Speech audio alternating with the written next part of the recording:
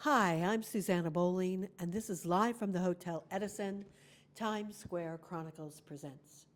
For a long time, women have been the backbone of the musical history, the language, the compositions. However, they were not allowed to have their names talked about or written down. They used pseudonyms and went under men's names. But now there's a book that tells it all. 44 women's songwriters, and the book is by Michael Garber. We're going to learn about who those women were and who changed the face of history with music. Songs She Wrote. Is that from a title of a song? No, it's not. But we felt that we wanted to emphasize that these are not the songs that are usually given the glory in the history of the popular song industry, that these are the songs that women wrote. And so that's why we settled on that topic, on that title. And the subtitle we struggled with for quite a while, 40 Hits by Pioneering Women of Popular Music, because so Lots many... of P's in there. Yeah, lots of P's, yes. We worked for the alliteration, and also so many times men are only the ones credited as the pioneers in the formation and the continuance of the style of American popular music, particularly in the decades that I'm talking about, which are the jazz decades, 1920 to 1960, of the Great American Songbook, the golden age of the Broadway musical and the Hollywood musical, and the glory years of what was called Tin Pan Alley. So I take it Carolyn Lee is in here. Carolyn Lee has a whole big chapter to herself. What about Betty Comden? Betty Comden also has a whole big chapter to herself with her collaboration, of course, with Adolph Green. A lifelong collaboration, unmatched by any other writing pair in the history of American theater. I would assume in the 60s you have Carole King and Joni Mitchell, though they're really more 70s. They are mentioned at the beginning and the end of the book. And yet I wanted really to focus on the repertoire of jazz and cabaret. Okay. Yeah, and before what's called the Brill building sound of the 1960s. Though absolutely. I talk about how what I write about led into that. Okay. Yeah, and set a precedent for it. In fact, one of the things I'm trying to do is to show that the celebrated songwriters such as Carole King came out or built on the work of their predecessors, and believe me, it was work. Oh yeah, absolutely. Who was the first woman songwriter that you were able to find? Mm-hmm. Well, going back to before the era of the book that I wrote, I really would have liked to have started in the 1890s. Okay. When one of the biggest hits of the time was called Three Little Girls in Blue, which was a million seller and was by a woman. And songwriters like Hattie Starr and others were trying to help pioneer the style of the Tin Pan Alley song. The Carrie Jacobs Bond was rejected by all the male publishers. She had to publish her own works. And she wrote million sellers like I Love You Truly and A Perfect Day, which are just exemplify the era of the 1910s. And then coming out of the African-American world of Chicago and the Tennessee and the South were wonderful pioneers like the terribly obscure Lucy Fletcher, about whom I was able to find very little, and the extremely famous Bessie Smith, about whom I was able to find too much. She had a wonderful songwriting career, particularly in the 1920s, but I was only able to give her a short subsection. I'm so sorry, I have allergies. Yes, of course. It's springtime, and it's that time of year. Did Billie Holiday write songs? She did. She wrote at least 20 songs that we Really? know of. And there's shelves of books about Billie Holiday, as well as 2 Hollywood movies and a couple plays. And very seldom is it really seriously discussed how she was a songwriter, partly because her collaborator, her main collaborator for her most famous songs, Arthur Herzog Jr. I know him well. You knew him well? Go on. I know his son. You know his son? His son actually is how I started writing. Oh, yes, he's a very famous novelist. Yes, he was, and he wanted his novels turned into a movie. Yes. And so he literally even though I had no background in it, he and I talked, and he hired me, and he actually gave me my first computer and everything. So yes, I know Arthur really well. Right. So that was Arthur Herzog the third. Yes. I'm talking about Arthur Herzog the senior. second. No, I used to go to and, his house in yeah, the Hamptons yeah, during yeah. the summer I and see. sing "God Right. Bless the Child," God bless the child. which his Anyway, father wrote. He disputed the role that Billie Holiday had Oh, really? in the songs that they co-wrote. And he has influenced a whole generation of biographers in thinking that she didn't have anything to do with this writing of her songs. But none of her other collaborators, of which there was about at least a dozen, ever stepped forward to say that she didn't equally fully contribute to the writing of the songs they collaborated with her. So I am casting doubt on Arthur Herzog's No, I would agree, story. because when you hear the lyrics like "them that's not shall get, them that's not shall lose," Yes. that doesn't sound like a white person song. It's true. I mean, Them that's got shall get, them that's not shall lose. So the Bible says, and it still is news. exactly. I mean, that sounds like somebody that's coming from a broken heart, Yes. which is one of the reasons I used to sing the song. And a societal perception that's quite profound. So, not to say that Arthur Herzog Jr. wasn't a great talent in himself. He co-wrote No, with other but- collaborators wonderful songs. But the fact is that he outlived Billie Holiday, and he lived into an era when he wanted to celebrate his own songwriting talents. Fair enough. Fair enough, but the fact that as artists, anyone could steal somebody else's work Yes. is kind of disgusting. It is. This is one of the central questions to many of the songs and women's careers that I was able to explore in the book, as well as other ones that I did not have space to explore in the book and have been researching anyway. And it's a problem both when men collaborate with men, but perhaps even more when men collaborate with women. There's several interesting stories right at the beginning of the book where, for instance, the first song I talk about has a lyric by Helen Stone.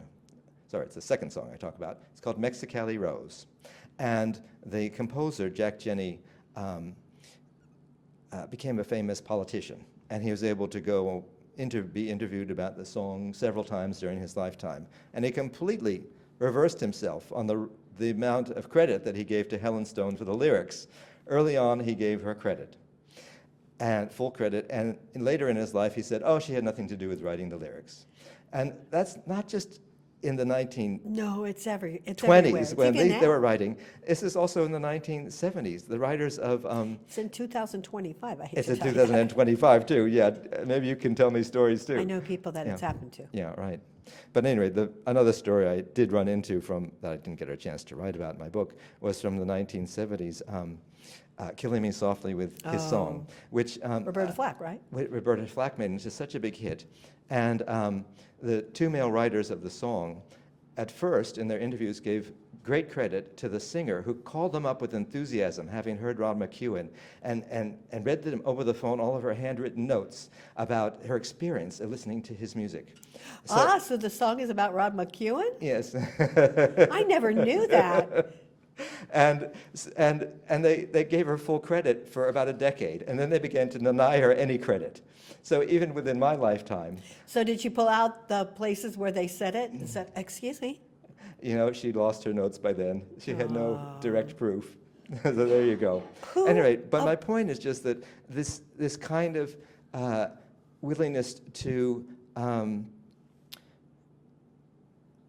downplay the contribution of women to the writing of great songs continues throughout the 20th century, and as you say, into the 21st. Even now, I mean, you have people like Jeannie Tesori, or you have, God, my brain is fried.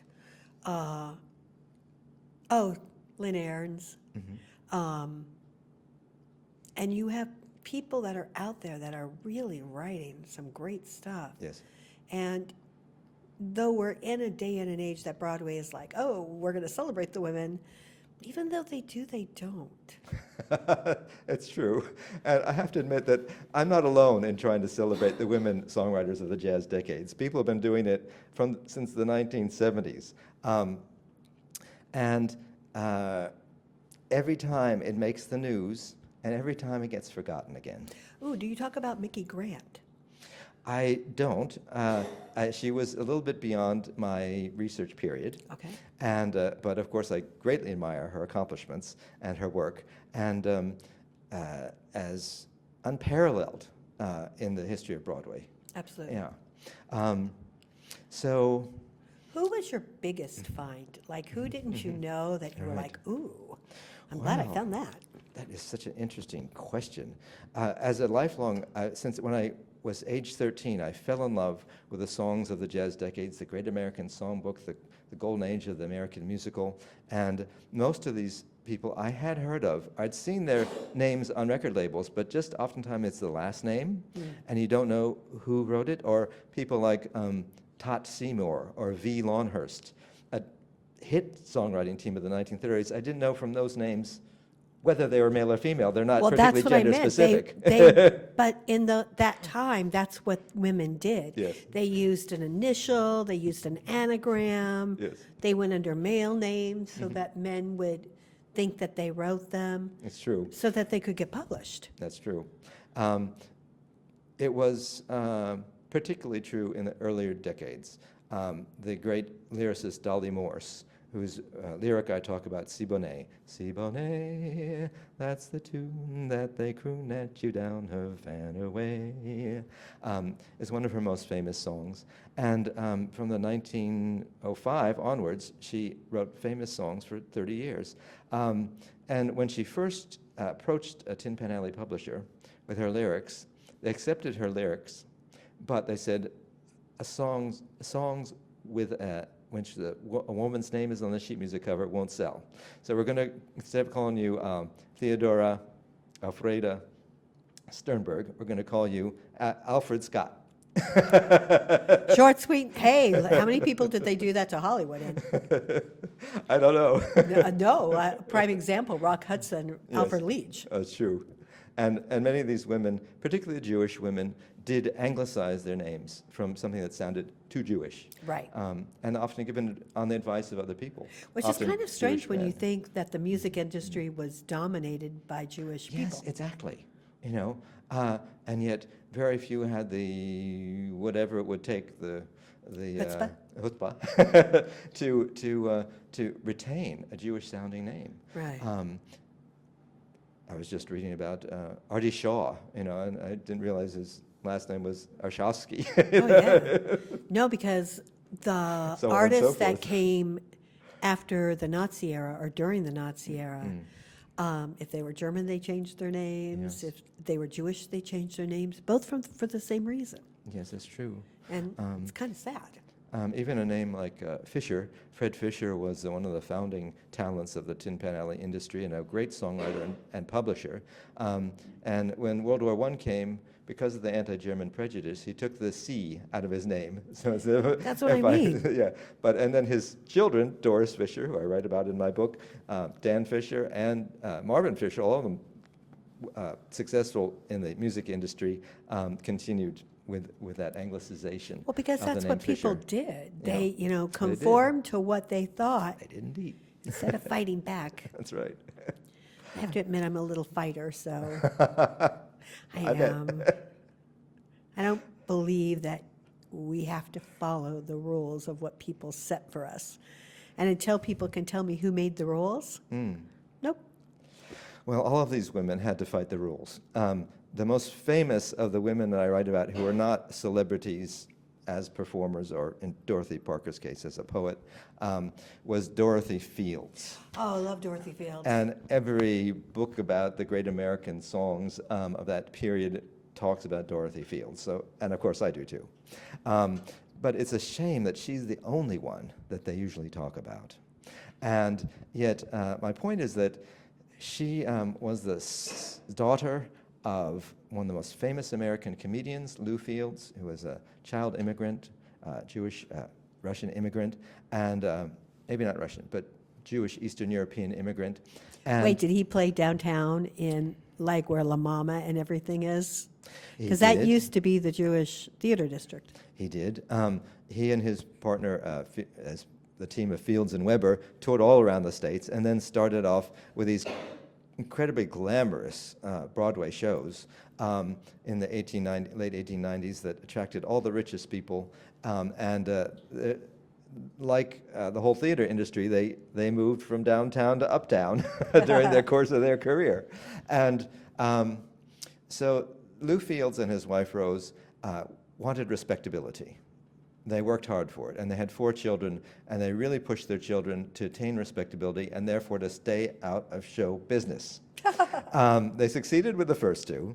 The eldest daughter married a very famous and internationally influential banker. The eldest son entered into the glamorous perfume import business, but the 2 youngest children were a problem. The youngest child, Herbert Fields, became the librettist for many of the Rodgers and Hart shows of the 1920s. I know that name. Herbert Fields, Richard Rodgers, Lorenz Hartz were like the Gilbert and Sullivan of the 1920s, and the daughter, Dorothy Fields, did capitulate by getting married fairly young, and yet she also insisted on working. She said, I wanted to work, and I did work. And this was against what her parents wanted for her. She had already starred in amateur productions put on during Rodgers and Hart's formative years by them, and Richard Rodgers was her first boyfriend. Really? Yes, when they were young teenagers. So was she compatriot of Mary Rodgers? She was in the same circle, yes. And I'll tell you a little bit more about that later. But her parents didn't want her to work. She did find work. She got her brother to hire her in this perfume industry. She got work at her former school teaching drama and dance. And then she began to write poetry. And through writing poetry, she was mentored by a male, good for him, J. Fred Coots, who famous for Santa Claus is Coming to Town, and he took her around to all the publishers, but her father went around to all the publishers and said, do not hire my daughter. Oh my God, did she find out? She knew about it. And, I would seriously throw a fit. And because he was so famous and such clout, they obeyed him. But she found one of the less prestigious organizations, the Mills Publishing Company, that took her on because she was fast. They became very big, Mills. Yes, they were very big. And she helped to make them big, among other things, because once they hired her, she began to team up with the composer Jimmy McHugh, and they wrote, I Can't Give You Anything But Love, Baby, I Must Have That Man, and the whole wonderful score for Blackbirds of 1928. And from there on, she was launched in a 40-year Broadway career, unmatched among women of her generation. Did she take it from her dad that her dad did this? Because I swear I would throw a fit. Once their children were successful in show business, the Rose and Lou Fields were all for them and were very supportive. But I think they were just genuinely afraid of the hard knocks. You know how hard it is now. Of course. And it was harder then. I'm sure. You know. But still. Yeah, even to so. have your father against you? Yeah. Oh, no. I didn't tell you the other story, is that when Dorothy Fields auditioned as an actress, her mother stole the letter of acceptance. So it wasn't just the father, it was both parents. Like I said, Yeah. they would have had a problematic child with me if I had found that out. Exactly. Well, I'm sure there were secrets that she knew, and I would have spread them like wildfire. well, there you go. I'm not kidding. I would be furious. I don't know. No, she considered once she became a success, she overcame their objections and received their support. So in her later years, when she was famous and interviewed, she told the stories, but she didn't seem bitter about it. She proved herself and received their support. So I think that reconciled her eventually to it. Who would you say is the female songwriter now, who we should all look for and look at? From the era I study, or live today? From today. Yes. Well, I'll tell you something. Susanna, my tastes and my knowledge really end in the mid-1960s. Okay. If you want to comment on today's scene in today's world, you're not going to find it from me. I'm a real, what they call a moldy fig. Okay, who would you say in that time frame Yes. is the one person that opened the doors for every woman. Right. I think they did it collectively. And I think that's important to remember. That we look for the one individual, like the Dorothy Fields, who's so famous, but it takes a whole group of people working and moving together to create change. Collective. Yes. And that's what I write about in my first book, My Melancholy Baby, the First Ballads of the Great American Songbook, is that we naturally have to hook on to the people who became prominent in their lifetimes and remain prominent today in order to pass on a sense of what the era was like and what the accomplishments of the era were like. But we have to realize as historians that it wasn't the great individuals who tower over everybody else. It was the whole group moving together that really created change. That's a lesson that I think we all need to learn. Yeah. And even now, it's a lesson that you would think we have learned, but Right. no, we have not. That's right. What haven't I asked you about your book that you would like our audiences to know about? Right. Well, looking at some of your other interviews, I noticed that you often start by asking, what started you off? Oh, yes, I normally do. Yes. And so I'd like to talk a little bit about that. Okay, what started you off? So I could cite two important root influences. One is the first female songwriter that I knew, who was my mother. Oh, your mom was a songwriter. Amy Atchison Garber created new lyrics to sing to us to the tune of Silent Night at bedtime. Oh. I was the youngest of 5. She sang to all of us every night until And changed them every night? No, she had the same words for each of us, but she put our names into the appropriate slot. It would end like this. Sleep, my Micah boy, sleep. Sleep, my Micah boy, sleep. Oh. Now, she introduced me, charming. among the many songs that she sang to me, were songs from the Tin Pan Alley era. I've Got My Love to Keep Me Warm, and Can't Help Lovin' That Man of Mine. And she introduced me to music that way. And I think this was the root influence. The significance of this has dawned on me even more clearly as the decades go by. And I became very influenced by my study of the work of a man named Dr. John Diamond. He was a psychiatrist, originally from Australia, became a citizen of the USA, and he decided that he was unsatisfied with conventional medicine. And Doctor after my own heart. Yes, he went into alternative health methods and particularly the use of the arts as a way to achieve well-being. Absolutely. And to really turn people's lives around. Now, my life had been turned around through music and dance at the age of 13 when my parents were going through a divorce, and my eldest sister, Catherine, took us to see the Fred Astaire, Ginger Rogers movie, Swing Time. Love that movie. With the lyrics of Dorothy Fields.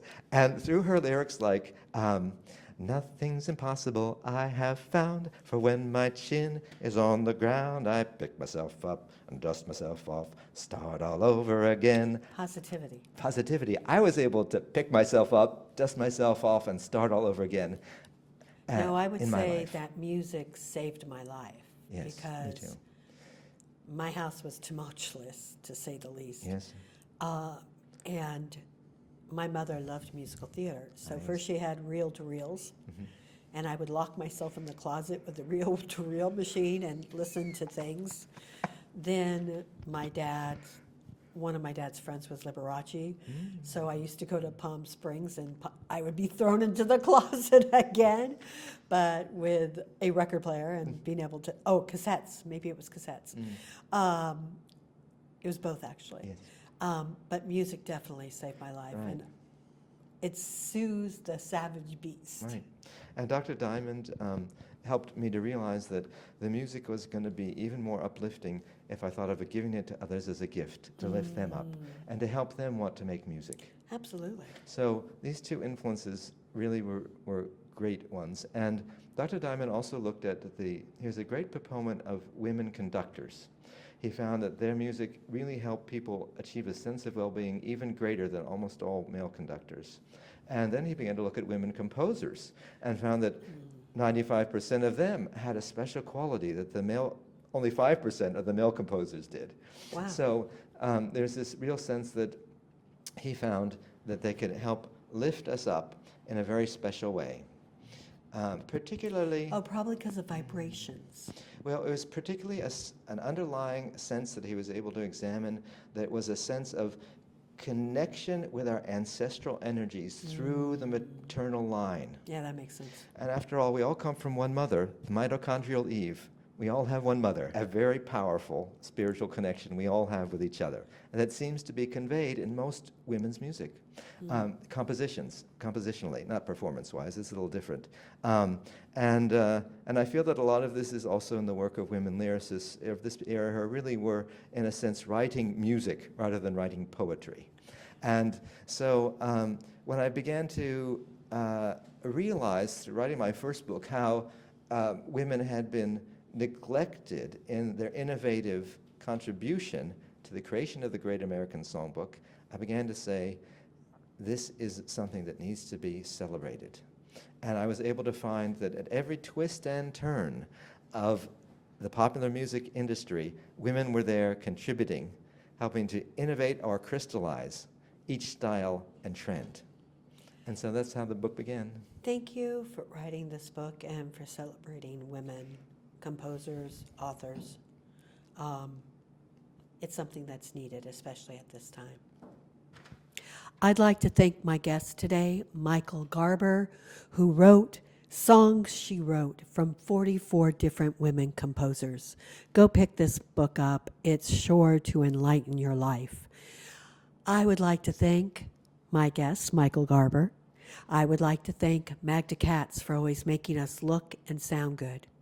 Ramel Gopez and the Hotel Edison for allowing me to talk about whatever I want and giving me a safe place and a home to do it. I'm Susanna Bowling, and this is Live from the Hotel Edison, Times Square Chronicles presents.